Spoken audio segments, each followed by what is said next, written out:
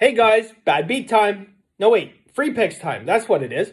Seems like bad beat time because we've had two bad beats in the last few days. Guys, we went back, first off, more of a tough loss than a bad beat, I would say. The first one, Toronto Blue Jays, we had the Angels first 5 innings. Blue Jays smack a 2-run home run to beat us by 1 in the bottom of the 5th inning.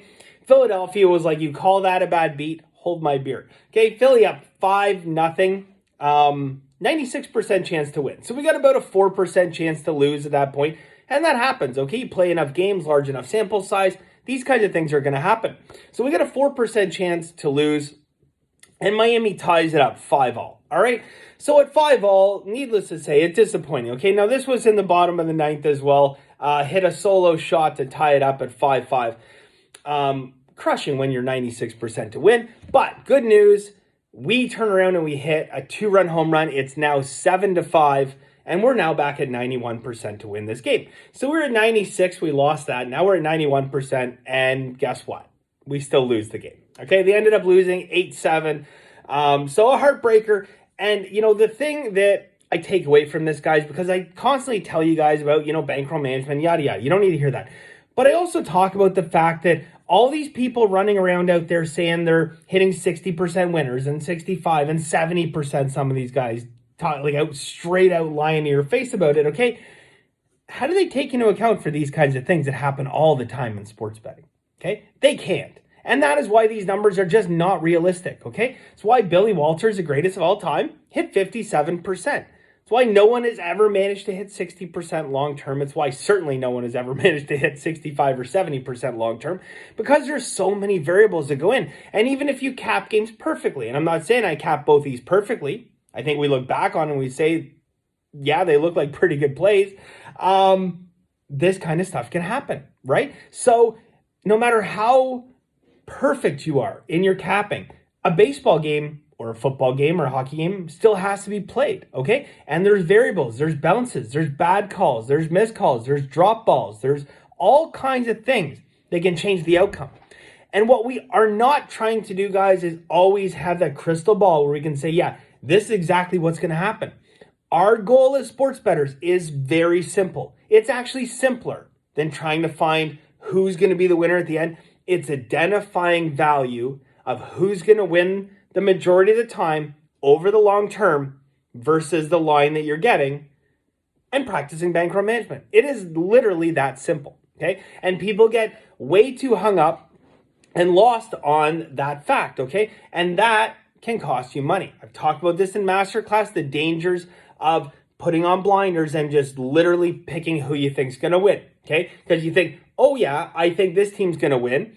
And you're right, they probably will win, but will they win a high enough percent of the time to cover the minus 170 that is on them?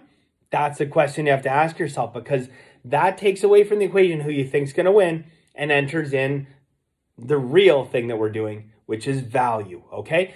If that team's going to win 80% of the time, you got a load of value. If they're going to win 56% of the time, that's a losing proposition, okay? And the public has a very big problem with the blinders, I call them, okay? They look at a situation and they just don't see how the situation can't pan out, okay?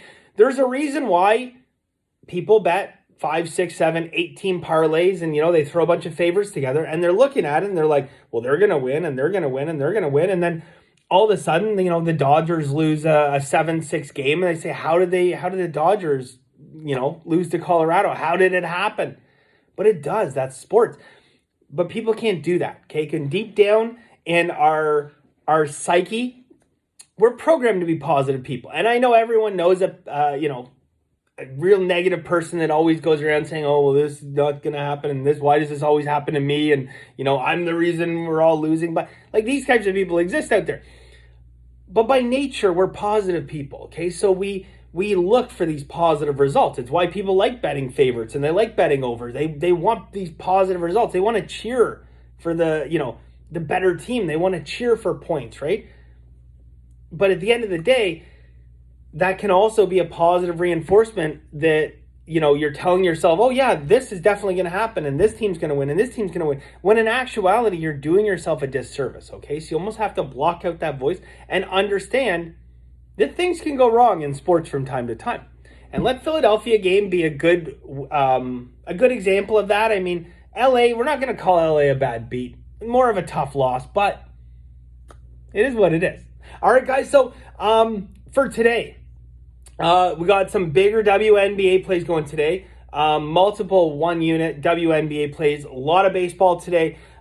We have a high volume of baseball in terms of our number of bets. And people ask me all the time, it's like, you bet a lot of volume, bet a lot of games. Yeah, we're trying to identify value. But the thing that they don't get is often what we're doing is betting 2 or 3 or sometimes 4 different ways on one game. Okay, we might have first 5 innings, full game, and a team total, and then we might have like a hit total. So it's like, yeah, okay, it's 4 bets, but it's one thing, it's one goal. It's just different ways to optimize. And one side of it might be 1 unit, and then it might be a quarter unit and a half unit, and it adds up to like 1.75 units. And but when you look at everything, you break it down, you say, okay, fine, like, yeah, we got like 14 bets or something like that, right? But what do we actually have here? What are we actually looking at? We're only looking at 8 games, right? It's just 14 bets spread over that amount of things. So anyways, a different way to approach it. We do have a lot of volume today. So benderwins.com, if you're interested in the full card, guys, it's $99 a month, gets you my full card every single day.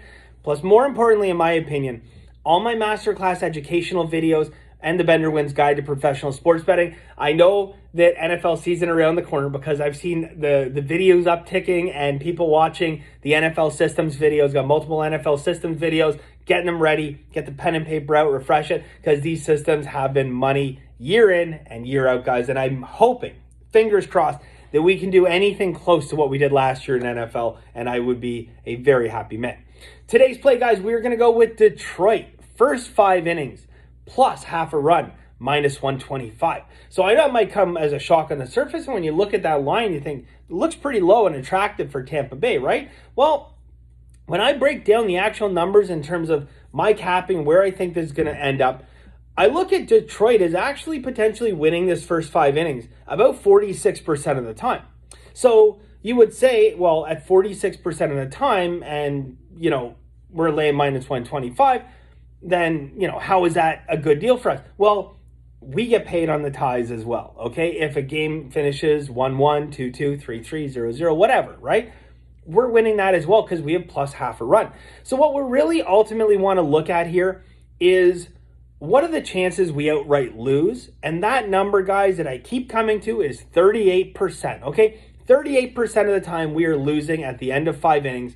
And that means the true line should be minus 163. We, my friends, are paying minus 125. And that is value in a nutshell. All right? So again, guys, we got a busy day today, and I hope people, interested in learning more about sports betting and the guide to professional sports betting to make sure you're doing things the right way. BenderWins.com, $99 a month. As I always say, for $3 a day, not going to find a better value out there. Let's go day without a bad beat. All right, best of luck, and we'll see you soon.